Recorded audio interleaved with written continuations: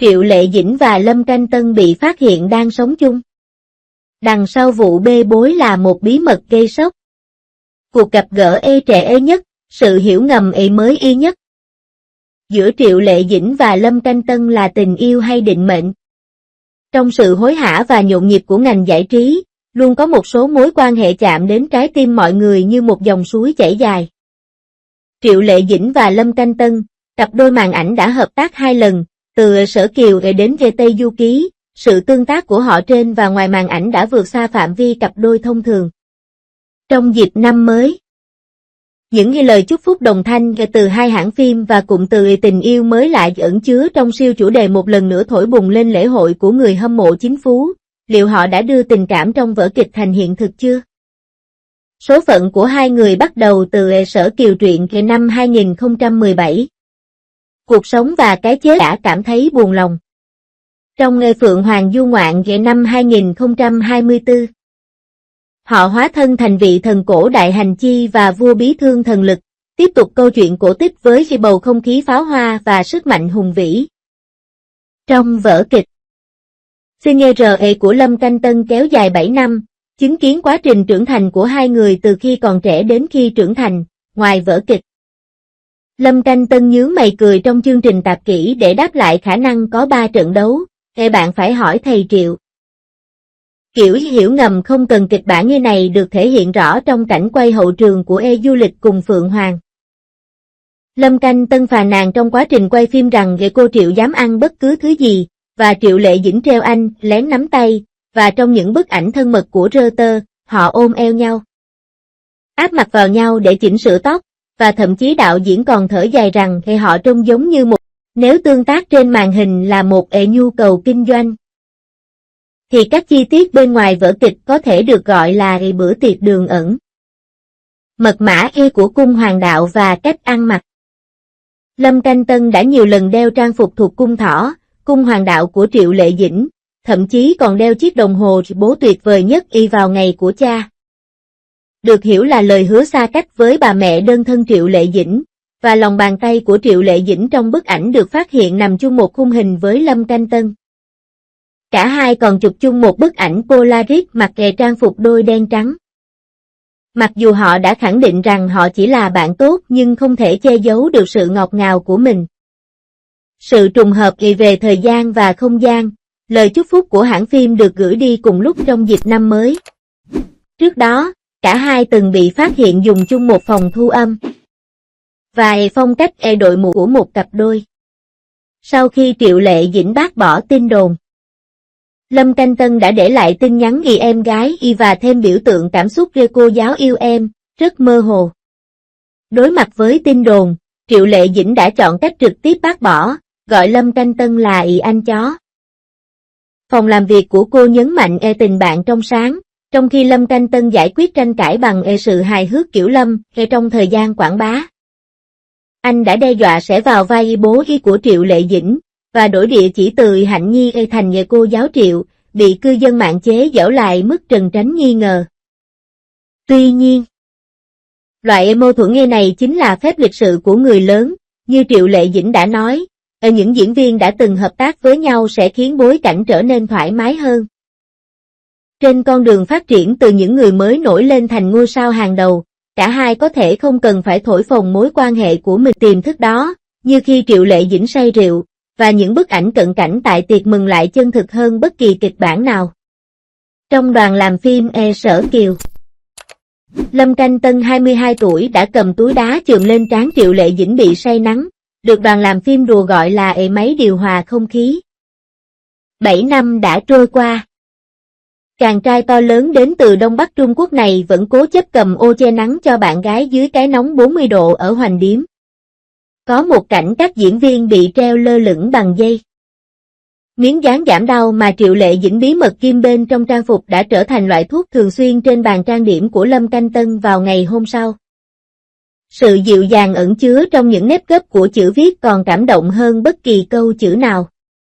Lượng người đọc chủ đề trên mạng xã hội đã vượt quá 2 tỷ. Các cô nàng trên kính hiển vi còn đào được thêm bằng chứng sắt đá. Đến phim trường của Triệu Lệ Dĩnh bí mật trùng khớp với cung hoàng đạo của Triệu Lệ Dĩnh. Ốp điện thoại Shiba Inu trong bức ảnh sân bay của Triệu Lệ Dĩnh chính xác là giống chó mà Lâm Canh Tân đã nuôi trong 8 năm. Ngay cả câu nói xin hãy tôn trọng quyền riêng tư của đứa trẻ của Phùng Thiệu Phong cũng được hiểu là tiết lộ gây sốc rằng người cha đẻ của đứa trẻ là người khác. Đằng sau lễ hội quốc dân này, một số cư dân mạng đã đăng tải bức thư đe dọa mà trợ lý của Triệu Lệ Dĩnh nhận được vào lúc 2 giờ sáng. Trong phong bì có một lưỡi dao cạo và những bức ảnh được chụp lén. Hành vi điên rồ của người hâm mộ đã tiết lộ mặt tối của bữa tiệc giao thông. Một phóng viên giải trí tiết lộ. Chiếc xe bám đuôi gần như đã gây ra một loạt vụ va chạm phía sau trên đường cao tốc chỉ để chụp được một bức ảnh độc quyền. Khi công chúng coi đời tư của người nổi tiếng như phim truyền hình, ai còn nhớ trong gây hạnh phúc muôn nhà. Các chuyên gia pháp lý chỉ ra rằng bộ luật dân sự của nước tôi đã bao gồm rõ ràng quyền riêng tư trong phạm vi bảo vệ quyền cá nhân. Nhưng thực tế là giá cả ở nơi ở của người nổi tiếng được niêm yết rõ ràng trên thị trường chợ đen và thông tin chuyến bay có thể được mua theo gói 200 với giá 5 nhân dân tệ. Một diễn viên trẻ hàng đầu đã từng phải chuyển nhà 7 lần vì bị quấy rối không thể chịu nổi và cuối cùng phải lắp kính chống đạn trong phòng ngủ. Những vở kịch vô lý này được trình diễn hàng ngày. Nhưng chúng luôn chỉ được coi là trò đùa sau bữa tối. Máy quay quét qua thảm đỏ của các lễ trao giải lớn. Vết sẹo mờ nhạt trên cổ của Triệu Lệ Dĩnh đã chứng kiến tai nạn ngã ngựa thương tâm trong cái cung điện. Cô gái đến từ vùng nông thôn tỉnh Hà Bắc này đã trở thành nữ hoàng rating trong vòng 15 năm. Khi cô ấy cầm cúp Magnolia và nói khi tôi mong muốn được mở khóa sáng hơn cả kim cương. Có lẽ chúng ta nên học cách trả lại màn ảnh cho diễn viên và trả lại sự sống cho những con người đang sống. Lá cây sung ở thành phố điện ảnh và truyền hình Hoành Điếm lại chuyển sang màu vàng rồi xanh, chứng kiến quá nhiều truyền thuyết giả tưởng thành hiện thực. Một số người nhớ rằng cả mạng xã hội đã chúc mừng đám cưới của Miên Lan trong biết đâu số phận. Nhưng họ lại quên rằng cô đã bị chế giễu vì có y khuôn mặt của một bà mẹ khi cô trở lại làm việc sau khi sinh con. Thời đại này đặc biệt khắc nghiệt với các nữ diễn viên. Nếu họ chưa kết hôn ở tuổi 34, họ sẽ bị thúc giục kết hôn, nếu họ ly hôn, họ sẽ bị thương hại, và nếu họ yêu, họ sẽ bị chất vấn là ngu ngốc vì tình. Liệu những khán giả gõ bàn phím để bình luận về thế giới có bao giờ viết một câu trả lời hoàn hảo vào tờ giấy trả lời cuộc đời họ không? Trong số 227 án Triều Dương xử lý trong năm nay, vi phạm quyền riêng tư chiếm tới 63%. Một nhà sản xuất cấp cao thừa nhận. Bây giờ khi lựa chọn diễn viên, trước tiên chúng tôi cân nhắc xem nghệ sĩ đó có nguy cơ sụp đổ hay không, và kỹ năng diễn xuất đã trở thành chỉ số thứ yếu. Khi dư luận xã hội trở thành tòa án đạo đức, chúng ta không chỉ mất đi những việc làm tốt mà còn mất đi cả sự khoan dung cơ bản nhất đối với bản chất con người. Hoa anh đào bên bờ sông Tô Châu đang nở rộ và bộ phim mới Thế giới nội tâm của Triệu Lệ Dĩnh đang được quay tại đây. Cô ấy đã dành 7 giờ ngồi sau màn hình để đánh bóng một đường kẻ. Người quản lý sản xuất cho biết, khi chị Dĩnh nghiêm túc, chị ấy thậm chí còn vặn nắp chai 3 lần rưỡi. Có lẽ đây chính là câu chuyện phụ mà khán giả nên chú ý, tính chuyên nghiệp ẩn chứa trong những cảnh quay NG đáng được tìm kiếm nhiều hơn bất kỳ vụ bê bối nào. Hẳn là sự phản ánh về tình yêu ngang tài ngang sức. Sự kiên trì của Triệu Lệ Dĩnh và khiếu hài hước của Lâm Canh Tân giống như sự kết hợp quyền lực của Thẩm Lệ và Hành Trí. Sau khi ly hôn, cô tập trung vào sự nghiệp và đồng hành cùng các con. Trong khi anh âm thầm ủng hộ cô bằng những chi tiết giống như bố, cô đã giành được giải thưởng cho khả năng diễn xuất của mình.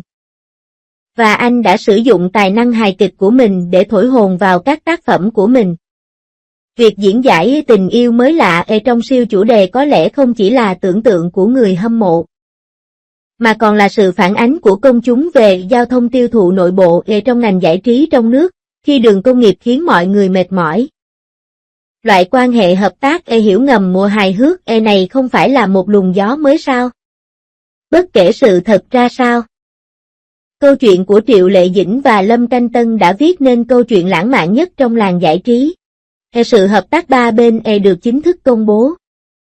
Cú hích hai bên này chắc chắn sẽ trở thành huyền thoại, nếu dừng lại ở tình bạn.